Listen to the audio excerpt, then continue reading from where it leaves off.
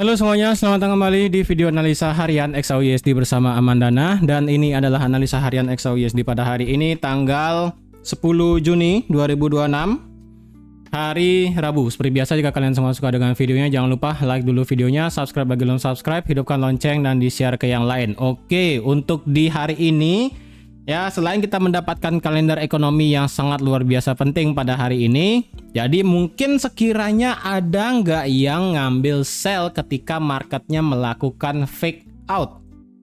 Ayo jujur, siapa di sini ada yang ngambil sell ketika fake out? Karena kan kemarin tendensinya adalah market ini kan nge-stuck ya, market nge-stuck di sini, dan kemarin analisanya adalah jika semisalnya marketnya ini menembus invisible wall ataupun tembok yang tidak terlihat di sini, tapi penembusan tersebut hanya sebatas fake out. Ini kalian bisa lihat sendiri, saya geser ini ke samping ya kan.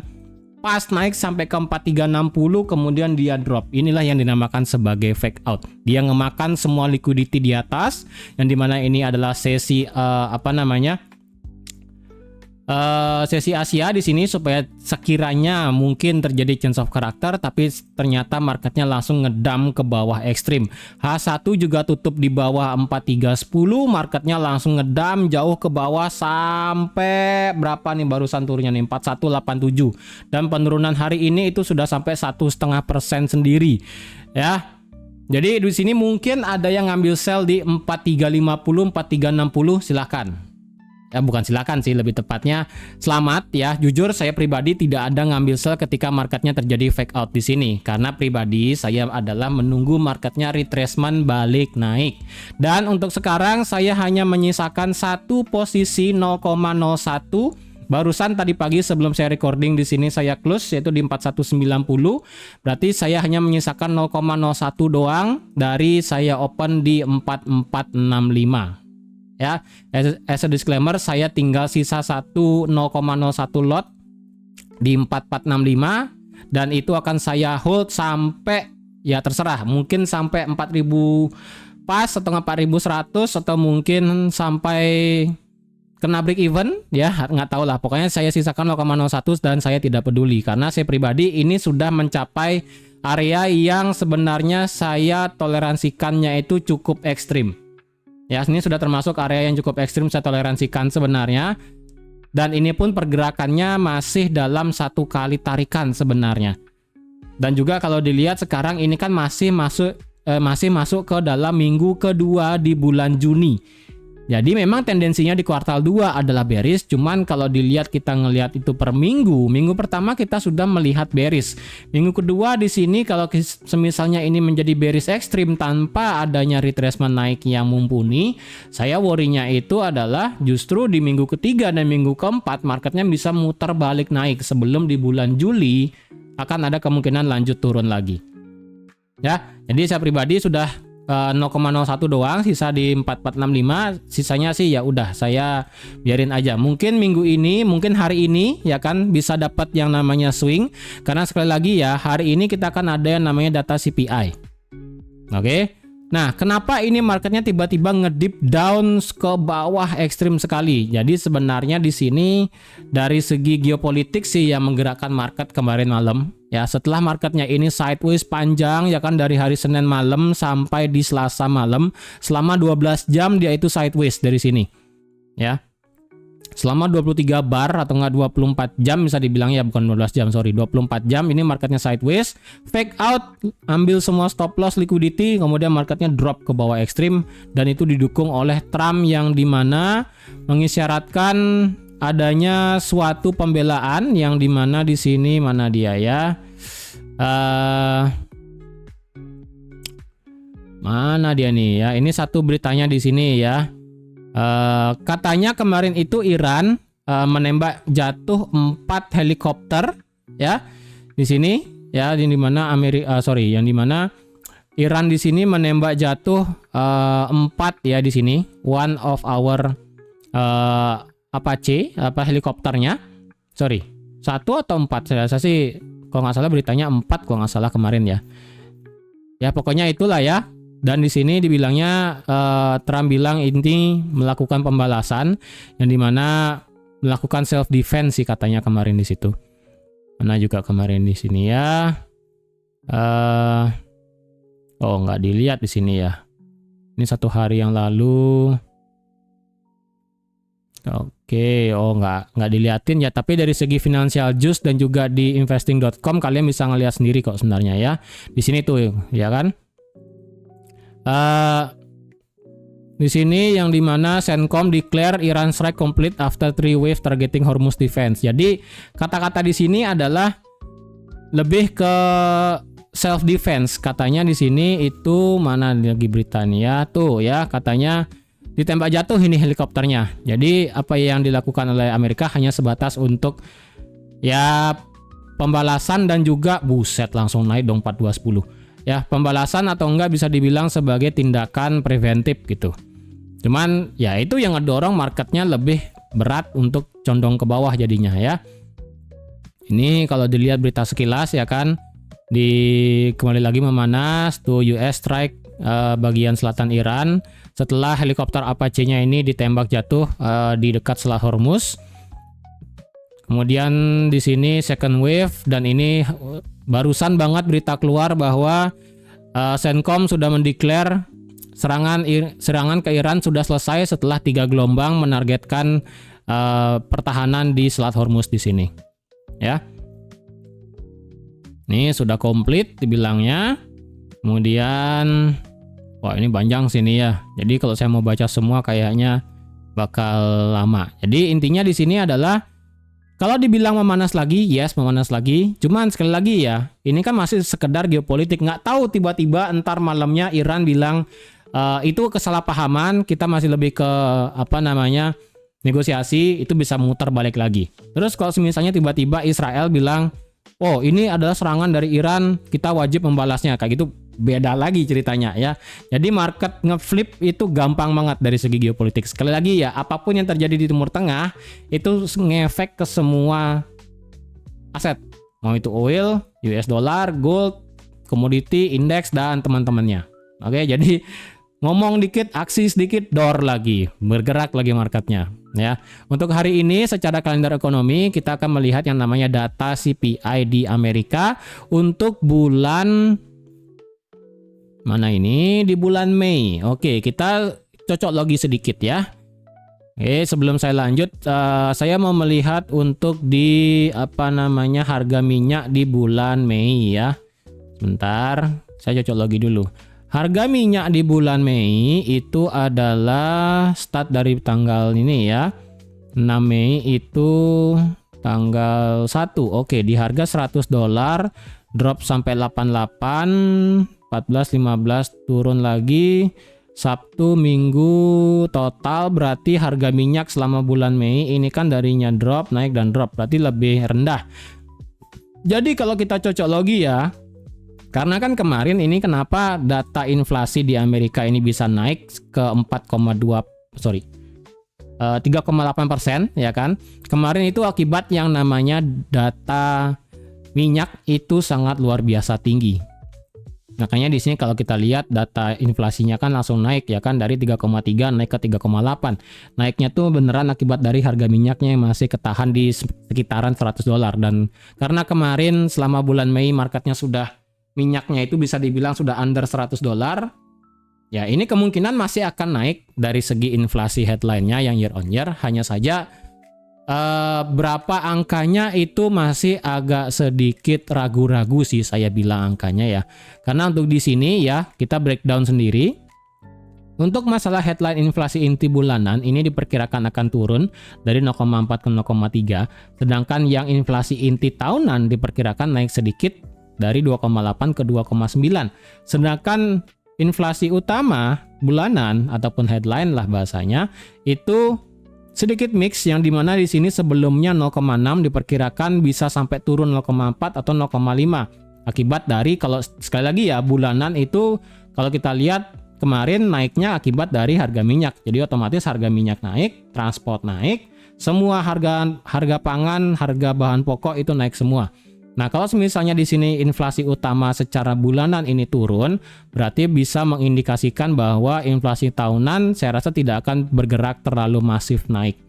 Nah, di sini untuk yang inflasi utama tahunan ini diperkirakan akan naik lumayan tinggi dari 3,8 ke 4,2. Bahkan di sini forecastnya 4%. Berarti antara konsensus dan juga forecast itu sama-sama di angka 4%. Nah, inilah yang berarti sebenarnya ya yang ngebuat market itu untuk sekarang rada bingung untuk memastikan apakah inflasi di sini masih bergerak ekstrim naik atau enggak. Karena sekali lagi ya, untuk masalah suku bunga dari The Fed untuk bisa menaikkan suku bunga ataupun dan sebagainya itulah ya. Untuk sekarang ini taruhannya bahasa kasarnya itu akan ada kenaikan suku bunga minimal di kuartal 4. Ya, kuartal 4 di sini sudah mulai naik nih dari 3,5 ke 3,75 ke 3,75 ke 4% di Oktober 2026. Nah, di Desember 2026 dia 42,4%, ya kan? Jadi kalau semisalnya nih ya nanti malam kita mendapatkan inflasi inti justru 3%, ditambah inflasi headline yang year on year juga di atas 4%, ini Fed Rate Monitor Tool data untuk melihat kemungkinan akan ada kenaikan suku bunga akan mundur ya. Betting ataupun konsensus ataupun survei ini bakal naik. Dari yang sebelumnya di sini masih bisa dibilang agak sama ya 45 dan 40%, kalau nanti malam kita mendapatkan di sini 4% dan 3%, ini akan naik menjadi 50%. Kemungkinan kuartal 4 pertama langsung di bulan Oktober akan bisa langsung naik ininya, probability-nya di sini. Ini kemungkinan akan menjadi 45 atau enggak mungkin 47 atau mungkin ekstrim bisa ke 50% di sini. Kalau itu terjadi, wow. Ya udah. Otomatis yang namanya US 10-year yield, kemudian yang 2 tahun, bahkan sampai yang 30 tahun itu bakal naik semua. Dan kalau kita lihat sekarang US 10-year yield-nya ini sebenarnya di atas flat 4,5% untuk yang 10 tahun, untuk yang 2 tahun ini flat di atas 4%, ya. Apalagi kalau atas 30 tahun kayaknya juga cukup tinggi. Apalagi kalau dilihat indeks dolar juga ini bertahan di 99 mendekati 100 angka psikologi. Jadi ini benar-benar data inflasi nanti malam itu akan menjadi momok penting selain dari segi berita geopolitik ya. Sekalinya ini kita melihat ya. Sebelum saya lanjut. Di sini sebenarnya ada juga yang sedikit bikin kita was-was, yaitu adalah dari segi Bank Sentral Jepang. Karena UJ sekarang sudah di 160,35 per 1 dolarnya. Jadi 1 dolar sekarang ini adalah di harga 160,35 yen. Dan ini kalau dibilang sudah masuk ke dalam teritori yang kemungkinan diintervensi lagi seperti pada tanggal 30 April 2026. Mungkin aja ya. Ini terakhir intervensi di 30 April. Kita tahu pada saat 30 April di gold itu adalah langsung nge-spike naik. Jadi itu bisa terjadi ya. Jadi jangan sampai salah yang dimana kalau semisalnya nanti malam jika data inflasi kita mendapatkan justru turun ya, justru merah nanti malam di sini hasilnya. Kalau bisa semuanya merah di sini, maka sekali lagi ini bakal bisa ngebuat ekspektasi suku bunga akan turun. Kemudian kemungkinan akan terjadi intervensi oleh Bank of Jepang. Kalau sudah dua combo maut itu terjadi, otomatis gold akan menjadi sukacita yang sangat ekstrim. 4.300 bakal tembus ke atas. Ya, 4.300 bakal luar biasa ekstrim naiknya. Mungkin ini bakal naik sampai ke 4.400 bisa jadi. Mungkin satu kali gerak. Tapi sekali lagi kalau semisalnya keduanya semua hasil inflasi merah dan ditambah ada intervensi dari Jepang. Tapi kalau semisalnya nggak ada dan justru hijau, wow, dah ini daily 4.100 breakout structure bakal terjadi sih. Dan kemungkinan akan ada body candle close. Ya, kemungkinan akan terjadi body candle close dan itu bisa dibilang sangat luar biasa hebat. Ya, skenario terburuk juga semisalnya jika nanti malam justru kayak tadi yang saya katakan di awal, Israel tiba-tiba memberikan komentar, ya, kemudian Iran juga misalnya tiba-tiba berubah lagi, Amerika juga bisa berubah lagi, well itu bakal menjadi hal yang sangat luar biasa sulit. Oke. Nah, sekarang bagaimana nih ya untuk dari segi gold sekarang kita mau trading seperti apa? Tentu aja ini akan tetap bearish ya. Ini berarti sekarang kita back sudah harusnya ini semua bearish sih. Ini saya nggak perlu ngelihat apapun, seharusnya ini semuanya sudah bearish ya. Oke, kita breakdown sekarang ya, karena kalau dilihat ini marketnya retest dari change of character 4365. Market kemarin itu naiknya sampai 4363 ya. Ini saya toleransikan, oke lah ya, sudah retest dari change of character. Oke. Sekarang ke daily dulu ya. Daily bagaimana? Oke, daily hari ini kita dibuka dengan gap ya.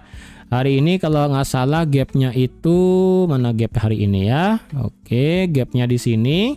Market hari ini dibuka di harga 4255, penutupan kemarin itu ada di 4260. Tertinggi hari ini itu ada di 4257. Jadi masih ada utang gap lagi 23 pip sampai ke 4260. Ya, sampai ke 4260 itu adalah gap pada hari ini. Jadi apakah akan ada kemungkinan untuk market nutup gap pada hari ini di sini 4260? Bisa jadi.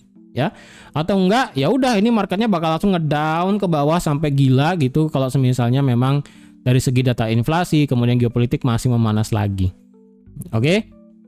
Dari segi daily bagaimana? Apakah kita sudah melakukan yang namanya breakout structure secara internal? Yes. Berarti secara internal, secara daily-nya ya kita masih yang namanya bearish ya.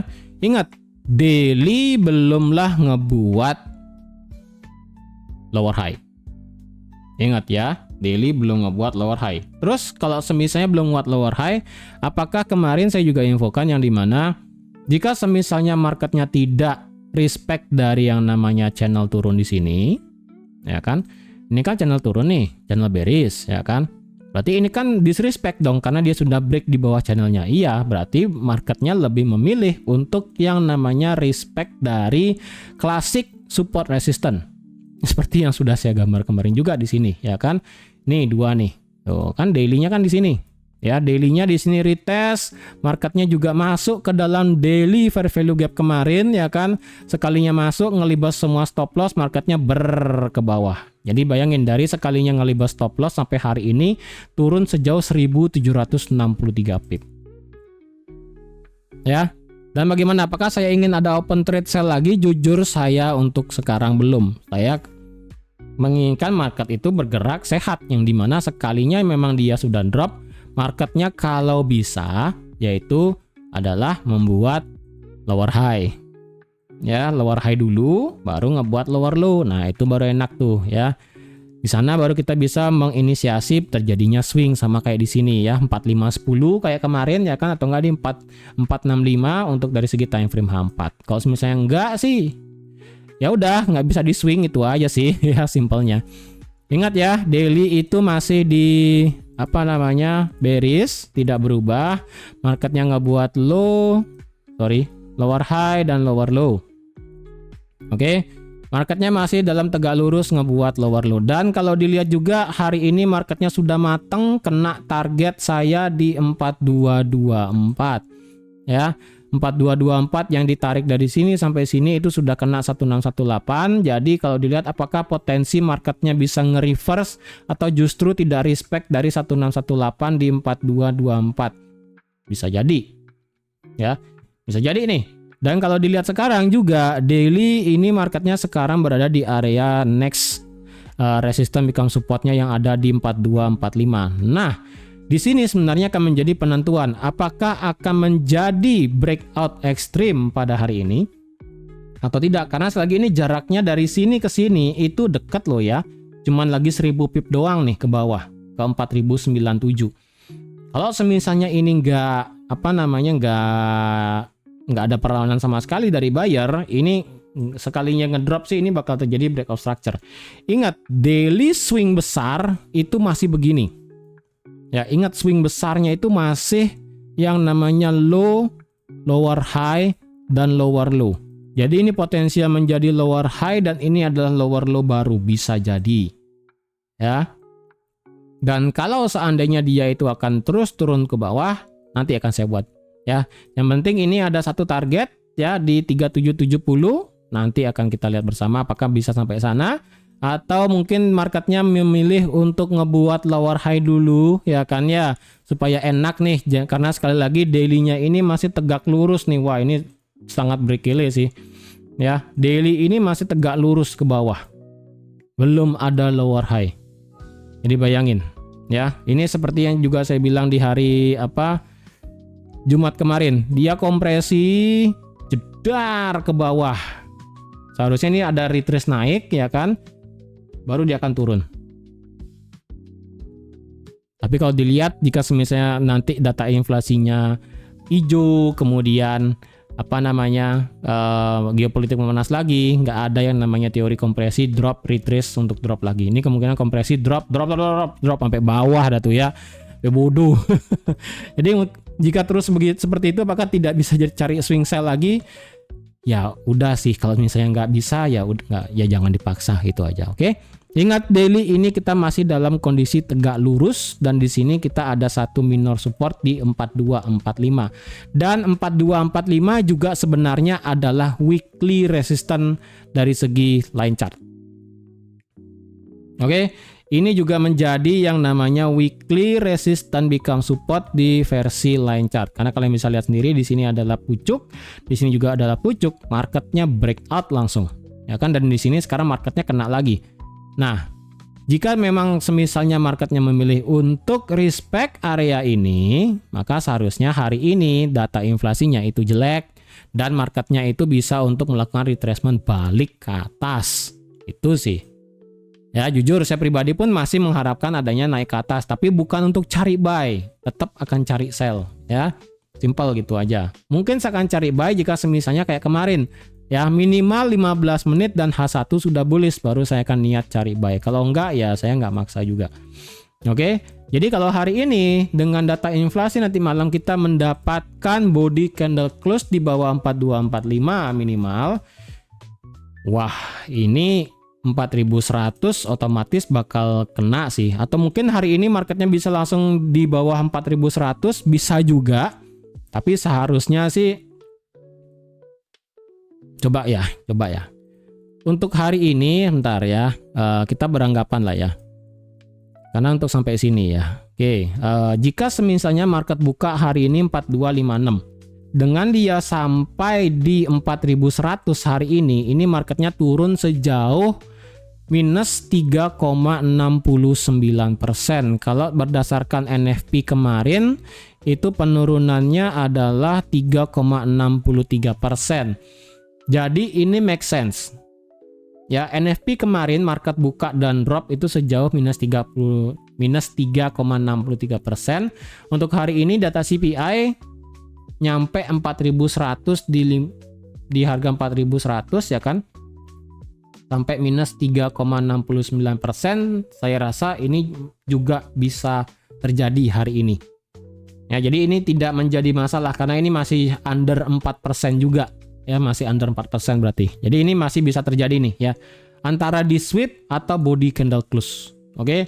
Jadi kalau misalnya kita mendapatkan body candle close di bawah 4100, maka ini akan menjadi yang namanya market sangat luar biasa bearish. Bearishnya nggak ada obat. Ya. Tapi jika semisalnya marketnya itu hanya nge-sweep dan langsung reject nggak ada obat, maka potensialnya marketnya akan ngebuat seperti tanggal 23 Maret. Ya, dia hanya melakukan breakout structure, tapi breakout structure-nya itu hanya ekor doang. Yang berarti kemungkinan minggu depan bisa jadi akan terjadi yang namanya membuat lower high. Bisa jadi. Oke, tapi tetap hati-hati ya. Dari segi daily ini sebenarnya indikatornya menandakan seperti di tanggal 23 Maret. Ya, ini seperti di tanggal 23 Maret nih. Dan hanya bedanya dari segi stokastik. Stokastik tanggal 23 Maret ini kan sudah berada di zona oversold ya kan. Nah, sekarang ini dari segi daily-nya stokastik ada di 20 dan 16. Tapi dari segi RSI-nya ini seperti mengulang tanggal 23 Maret. Berada di titik penentuan zona oversold di 30. Nah, ini beneran tunggu berita antara dia ngedown close atau ngedown sweep atau memang dia terbang untuk ngebuat lower high. Jadi ini beneran 3 skenario nanti malam nih. Antara dia memang close di bawah, oke, atau dia bakal sweep dan reject, atau memang dia akan naik untuk ngebuat lower high. Udah, ini skenario nanti malam nih. Nggak tahu nih apakah dia naik turun. Nah, ini memang tunggu berita CPI nanti malam. Oke, kita ke H4. Oke, H4 kalau kita lihat indikator dulu, apakah ada potensial ini dia ngebuat low low-nya ini sebagai bullish divergence. Secara stokastik belum kelihatan karena ini masih mengang ke bawah ya, belum nge-cross balik soalnya. Tapi dari segi RSI dia memasuki zona oversold dan sudah mengalami power yang sangat luar biasa bearish di 22. Ya, jadi kalau dibilang ini oversold, yes, bullish divergence belum kelihatan, sama sekali belum. Dan kalau kita ukur berdasarkan VIP, ya, ini berarti saya nggak usah hapus dulu ya. Oke, ingat H4 ini adalah masih seperti daily-nya, dia masih tegak lurus ke bawah. Oke, tapi dari segi internalnya, ya kan, Fibo yang ditarik dari sini ke sini, marketnya pas kena 38,2. Dan apakah saya bisa bilang ini sudah mengalami retracement? Yes. Dan berarti saya pribadi sudah bisa sudah bisa menggeser lower high dari segi internal. Dia low, lower high, lower low, lower high, lower low, lower high, dan lower low. Internal structure H4 hanya akan menjadi bullish jika dia break ini. Break high semalam, ya, break high paling tinggi semalam. Tengah break high di hari Selasa tanggal 9 Juni. Nah, kalau dia break ke atas otomatis H4 akan bullish, H1 bullish, 15 bullish semua. Tapi hanya sebatas untuk koreksi masih. Ya, karena kalau ditarik ya Fibonya sekarang dari sini sampai sini. Nah, harga balik lagi sampai ke area sideways kemarin di 4343 itu akan masih dianggap sebagai retracement doang. Oke, jadi ini swing besar ditarik dari 4.600 sampai low hari ini 4187. Ya udah, ini kalian dapat nih ya. 50% ada di 439091 seperti yang ada di H1. Kemudian 61,8 ada di H4 support resistance kayak kemarin ya di harga 4340. Kemudian 78,6 ada di H4 juga kemarin di 4510. Jadi ini jika titik nolnya ada di 4187. Jika titik nolnya nih geser lagi, ya udah geser lagi. Ini juga bisa nih ya. Kalau misalnya dia berhenti di sini pada hari ini, ya ini juga bisa nih. Bisa begini tuh bisa ya. Jadi jangan salah nih. Ini kita masih berspekulasi titik nolnya nih nggak geser. Itu aja sih. Kalau titik nolnya geser, ya udah jangan dipaksa. Oke. Tapi internal structure H4 ini change of character di sini. Oke, selama dia tidak break di atas ini, kita masih membuat ini menjadi bearish. Nah, karena kita sudah mendapatkan break of structure di sini, oke, ya kan? Jadi, apakah kita bisa membuat Fibo pendeknya? Yes, kita bisa tarik Fibo pendek. Fibo pendek ditarik dari sini sampai titik nolnya. Dan jika sekali lagi titik nolnya di sini. Ya, jika, karena sekali lagi ini titik nolnya masih bisa geser. Ya, nggak kayak kemarin, ini beneran berhenti di sini, kemudian dia retrace naik, ya kan? Jika memang titik nolnya berhenti di sini, ya kan, maka ya udah, kalian bisa tunggu di sini di minimal 38,2 di 4454 di sini sebagai nutup gap, ya kan. Gap hari ini kan 4260 bisa minimal. Sekali lagi, jika titik nol nggak geser, kalau titik nol geser ya udah geser lagi Fibonacci-nya, ya kan. Dan untuk di 61,8 ada di H4-nya di sini, ya kan, di 4290. Kemudian 78,6 agak ekstrim, yaitu ada di sini di atasnya di 4325. Itu ya. Jadi kalau mau ditarik 78,6 dan high tertinggi dari segi daily-nya. Ya, kalau kayak kumbu kayak kemarin, nah udah di sini. Di sini 38,2, di sini 78,6. Nah, di sini juga bisa untuk ekstrim ngambil sell-nya sebelum ya antara dia mau bullish atau enggak. Oke. Nah, sekarang memang ini marketnya berada di dalam zona demand H4 yang segede gambreng, dan juga ini cuma ekor doang dari segi time frame H4 ya. Cuma ekor doang. Jadi kalau dibilang akan ada reaksi naik lagi, jujur saya nggak terlalu pede sih sebenarnya. Ya. Ingat ini H4 kita masih bearish, tidak bisa diganggu gugat ya kan. Untuk dari segi time frame H1,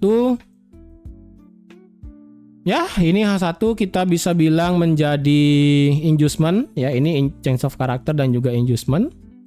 Karena dia sudah ngambil low, kemudian dia break ke bawah, lower high dan lower low. Oke. Berarti untuk dari segi time frame H1, di sini kita mendapatkan yang namanya order block di sini ya, atau enggak OB ya, bisa di sini paling tinggi. Kalau mau digabungkan dengan area base demand-nya bisa di sini. Nah, segede gini. Oke, jadi ini segede ini untuk area untuk cari sell-nya jika bagus ya kan. Karena kalau ditarik ke belakang ini marketnya masuk ke dalam zona demand H1 juga sebenarnya. Tapi kalau mau di breakdown banget ini cukup lumayan susah sih. Ya. Dan coba kita ukur ya. Kita ukur dengan menggunakan VIP dari sini sampai sini. Oke, ini juga marketnya sudah tembus 1618 nih. Wah, nih saya nggak tahu nih dia bisa ngerem atau nggak di sini ya. Ini masih ngedown aja nih ke bawah nih, buset ya. Tuh, masih ngedown 15 menit pun ini juga masih bearish, buset. Ya, 15 menit internalnya pun juga sama ya, low, lower high, lower low, lower high, lower low, lower high dan lower low. Buset, ini jauh banget dah sumpah. Ya. Ini kalau ditarik ke kiri kayaknya datanya udah nggak dapet sih. Oh, masih ada data ke kiri ternyata. Data di kiri 15 menit. Oke, 15 menit di sini ada area. Oke, ini area demand ya, atau enggak order block. Kemudian di sini area fair value gap 15 menit. Oke, ini 15 menit terakhir nih ya. Mungkin nggak dia bisa sampai sini, ya kita lihat aja lah ya. Wih, ini saya perlu geser jauh banget nih. Wih, jauh banget. Ini juga OB-nya sweat. Wih, jauh banget ya. Dan di sini order block. Fair value gap. Apakah dia kena? Ya, ini bisa dibilang kena sih. Ya, udah kena. Dan potensi dia naik jujur belum kelihatan juga, ya kan. Dan, well, ya udah sih. Mau diapain? Ini nggak bisa di-buy sih jujur ya. Ini nggak bisa di-buy nih. Kalau mau cari sell, kalau mau cari sell ya.